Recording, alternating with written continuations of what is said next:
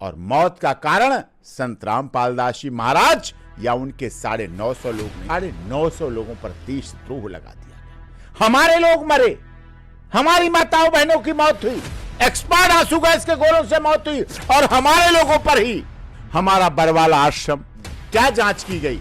Cylinder अब भोजन cylinder पे नहीं बनेगा, हमारे सिलेंडर, हमारा आश्रम, हमारी रसोई, हमारा भंडारा, हमारे बनाने वाले, हमारे खाने वाले, हमारे राशन, उन पर केस लगा दिया गया। के नशेड़ी, गंजेड़ी, अफीमी, स्मैकिए, चरसिए, इनके यहाँ चरस, स्मैक और ड्रग्स कंट्रोल जाता है, एनडीपीएस एक्ट के तहत मुकदमा दर्ज होता है, उस पर फिल्म नहीं बनाते हैं।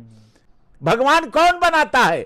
इस देश की जनता बनाती है। और संत रामपाल दास जी ने ऐसे लाखों, हजारों, करोड़ों लोगों के लिए काम किया है। उन्होंने ये नहीं पूछा बाहर कब निकलेंगे। संत रामपाल दास जी से जब जब जेल में मिलने जाता था मैं, वो यही पूछते थे, बेटियों की शिक्षा कैसे अच्छी होगी। इंडिया ट्रायल ने Valentine day, love day, hug day, kiss day, hello day, purpose day, blue day, black day, purple day, ये चलाने का काम किया। संत रामपाल दास जी महाराज ने ज्ञान गंगा चलाने के काम किया। नमस्कार दोस्तों। तो दोस्तों मैं हूं आज डॉक्टर एपी सिंह जी के चैम्बर में, और मुद्दा दोस्तों डिस्कस करने आए हैं एक संत रामपाल दास जो कि हरियाणा के हैं, हिसार से बिलोंग करते हैं बेसिकली। वहीं पर एक केस होता है, उनके आश्रम के ऊपर पुलिस का जाना होता है किसी मुद्दे, जो विवाद होता है उसके लिए, और वहाँ पर पत्थरबाजी और बहुत कुछ होता है। उसके बाद मतलब अवमानना का और इस तरीके का केस होने के बाद उन्हें हिरासत में लिया जाता है और उन्हें हिसार कोर्ट उम्र कैद की सज़ा तक सुना देती है। और उसी बीच, जहाँ तक अगर मैं गलत नहीं हूँ तो पीके मूवी भी आती है, उसमें भी कहीं ना कहीं इसका रेफरेंस लिया जाता है जहाँ तक। और संतों के ऊपर लगातार उसके बाद आक्षेप लगाना, उसी टाइम आसाराम के बाद लगातार संतों के ऊपर फिर ये सब होने लगता है, आरोप लगने लगता है कि ये सब पाखंडी हैं और ये सब चीज़ें। और कहीं ना कहीं पीके का भी यही मैसेज था, उसने भी कहीं ना कहीं सनातन धर्म, हिंदू धर्म के ऊपर मजाक बनाने का प्रयास किया था। तो उन्हें कल मिलती है, कल राहत मिलती है हाई कोर्ट से, बेसिकली हरियाणा पंजाब कोर्ट से उन्हें राहत मिलती है। नहीं, देशद्रोह के कोई केस में राहत मिलती है। उसमें काफ़ी अपडेट आया और उसको पहले समझते हैं, पहले केस को। हमारे साथ एपी सिंह जी हैं। डॉक्टर साहब कैसे है, पहले थोड़ा सा रिकॉल करा दीजिए लोगों को। देखिए, 2014 में बरवाला प्रकरण हुआ, उससे पहले करौथा आश्रम पे हुआ था, लेकिन 2014 में बरवाला हुआ। बरवाला हिसार जनपद में आता है, हरियाणा में आता है। झूठा मनगढ़ंत साजिश और षड्यंत्र के तहत संत रामपाल दास जी महाराज की बढ़ती लोकप्रियता, सनातन धर्म की बढ़ती त्वरा और गति से कार्य, उसको रोकने के लिए कुछ साजिश और षड्यंत्र के तहत लोगों ने ये केस कराए। लगातार केसों की लाइन लगा दी गई। 426/14 एफआईआर नंबर 426/14, 427/14, 428/14, इन एफआईआरों का सिलसिला लगा दिया गया। देशद्रोह जैसे केस लगाए गए, हत्या जैसे केस लगाए गए। सोचिए आप, हमारे लोग मरे, हमारे भगत में मौत हुई, हमारे भगतनियों की मौत हुई, जो सत्संग के लिए आई थी, जो संत रामपाल दास जी महाराज के सत्संग में सुनने आई थी, अपने मन में ग्रहण करने आई थी, उनके ऊपर उन्हीं की मौत हुई। और मौत का कारण संत रामपाल दास जी महाराज या उनके 950 लोग नहीं थे। मौत का कारण थे एक्सपायर्ड आंसू गैस के गोले, जो हरियाणा सरकार ने, हिसार पुलिस ने उस समय आनंद फानंद में बिना देखे, बिना चेक किए चलाने लगे, केवल मीडिया ट्रायल की वजह से। जो व्यक्ति बीमार था, संत रामपाल दास जी महाराज लिक्विड ले रहे थे, डॉक्टरों के सर्टिफिकेट, डॉक्टरों की मेडिकल जो ऑनरेबल हाई कोर्ट में दिए गए, जिस आधार पर कंटेम्प्ट ऑफ कोर्ट खत्म हुई, उन लोगों पर 950 लोगों पर देशद्रोह लगा दिया गया। हमारे लोग मरे, हमारी माताओं बहनों की मौत हुई, एक्सपायर्ड आंसू गैस के गोलों से मौत हुई, और हमारे लोगों पर ही देशद्रोह का केस लगा दिया गया, हत्या का केस। डॉक्टर साहब, पुलिस प्रशासन तो अपना काम करने गई थी, जांच करने गई थी, उस पे उन श्रद्धालु भक्तों को तो समझ नहीं थी, उन संत महाराज को तो संग थी, उन्होंने क्यों नहीं रोका? कैसे उनके झगड़ा हुआ? पुलिस प्रशासन किस लिए गया था? जांच करने के लिए। जांच किस बात की? हमारा आश्रम, हमारा बरवाला आश्रम, क्या जांच की गई? सिलेंडर अब भोजन सिलेंडर पे नहीं बनेगा, भोजन प्रसाद सिलेंडर पे नहीं बनेगा, जहां हजारों लोग हैं उस पे एसेंशियल के कमोडिटीज का केस लगाया गया। मतलब सीमा से अधिक सिलेंडर। अरे भाई, हमारे सिलेंडर, हमारा आश्रम, हमारी रसोई, हमारा भंडारा, हमारे बनाने वाले, हमारे खाने वाले, हमारे राशन, उन पर केस लगा दिया गया। 950 लोगों पर देशद्रोह लगाया गया। जो नेपाल के नागरिक थे, 21 नागरिक नेपाल के जो भारत में नागरिक भी नहीं है, उन पर देशद्रोह लगा दिया गया। 17 नाबालिग बच्चे जिनकी उम्र बालिग भी नहीं थे, उन पर देशद्रोह केस लगा दिया गया। यह बात हमें कोर्ट में प्रूव करने में सालों लग गए कि ये नेपाल के नागरिक हैं, भारत के नागरिक नहीं हैं, ये नाबालिग हैं। जेल में ट्रायल चला। इतिहास में पहली बार इस बात का गवाह है कि public prosecutor, superintendent of police और गवाह जेल में संत रामपाल दास जी आश्रम के सामने पेश होते थे। अदालत भी, माननीय न्यायाधीश भी वहां पहुंचे, हम लोग भी वहां पहुंचे। सुबह से शाम तक ट्रायल चलता था।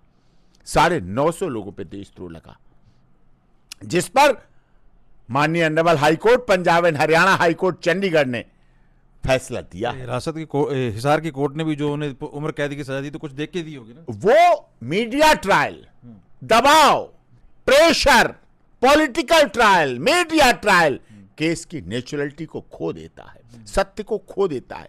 जो संत ज्ञान गंगा, एक तो गंगा वो है जो ऋषिकेश से बह के गंगा सागर तक पहुंचती है, एक ज्ञान गंगा, इस ज्ञान गंगा में ओम भी है, चांद भी है, सिख धर्म का भी चिन्ह है,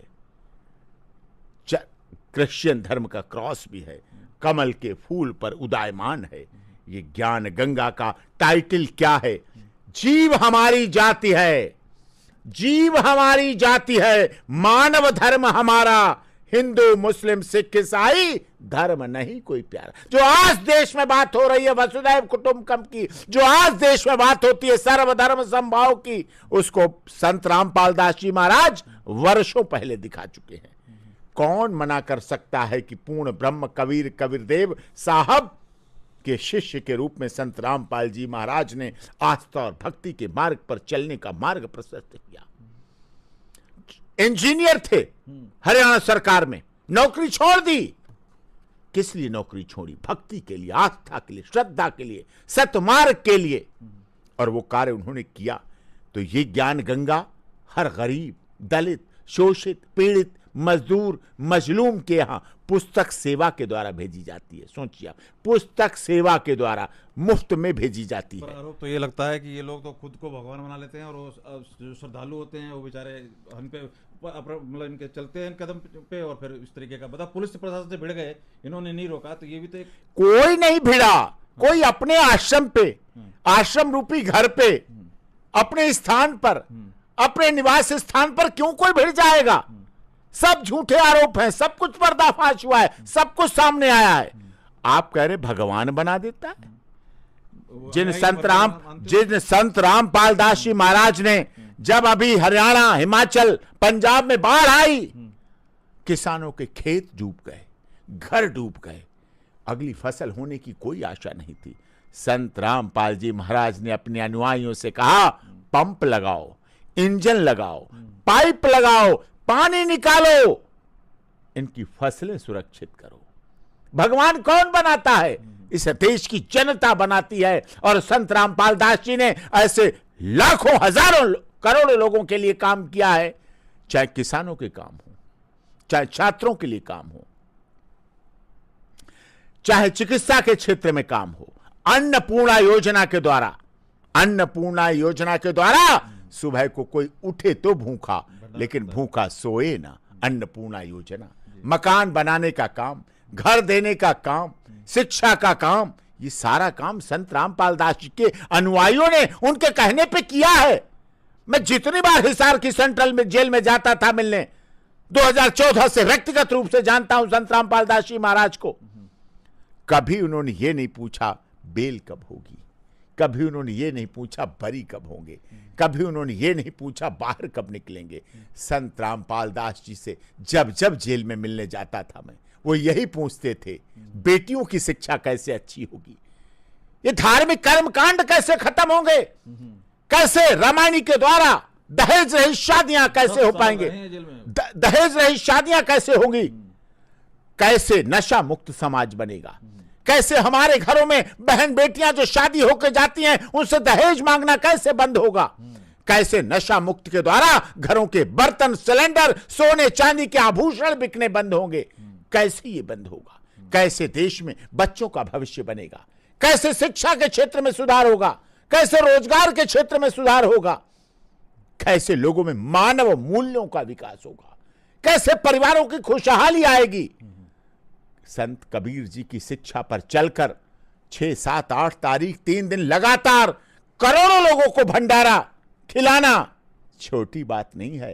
अन्नपूर्णा योजना के द्वारा शाम को, सुबह को भूखा उठता था लेकिन शाम को भूखा सोता नहीं था कोई। ये परंपराएं भगवान बनाती हैं। एक व्यक्ति होता है, जन्म लेता है। संत रामपाल दास जी ने भी जन्म लिया माता पिता की कोख से, लेकिन उनके कार्यों ने उन्हें भगवान बना दिया। क्या लगता है उस टाइम कांग्रेस की सरकार होती है, अगर मैं गलत नहीं हूं तो, और लगातार अब जब से बीजेपी की सरकार आई है, आसाराम हो चाहे पेरोल के बहाने चाहे किसी भी बहाने, बाहर अब संतों के ऊपर रिलैक्सेशन दिखाई दे रही है, तो कुछ लग रहा है सरकारों की कुछ? नहीं, ऐसा नहीं है, ऐसा नहीं है। संतों का ईसाई मिशनरियों के द्वारा, राजनीति के कारण के द्वारा ये सब हुआ है। मीडिया ट्रायल का दुरुपयोग ने संतों को इस तरह से आरोपित करवाने का काम किया और मीडिया ट्रायल के द्वारा पाश्चात्य सभ्यता को बढ़ाने का कार्य किया।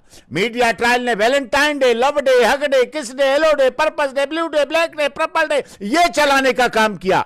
संत रामपाल दास जी महाराज ने ज्ञान गंगा चलाने के काम किया, ज्ञान की गंगा बहाने का काम किया, और जिससे पूरे घरों में सद्भाव है, एकता है। जो व्यक्ति देश का सबसे बड़ा राष्ट्रभक्त, जो व्यक्ति इस दुनिया का सबसे बड़ा देशभक्त हो, उस पर राष्ट्रद्रोह का केस लगाया गया, उनके अनुयायियों पर राष्ट्रद्रोह का केस लगाया गया। इससे बड़ी शर्म और लज्जा की बात कोई नहीं हो सकती थी। लेकिन माननीय Punjab and Haryana high court का मैं धन्यवाद करता हूं, उन्होंने इस फैसले को किया और सत्य जीता। सत्य मैंने पहले भी कहा था, 14, 15, 16, 17, 18, हर साल मैं कहता रहा, हर बार कहता रहा। जब जब बरी होते थे संत रामपाल दास जी महाराज, तब मैं कहता था सत्य परेशान हो सकता है, पराजित नहीं हो सकता।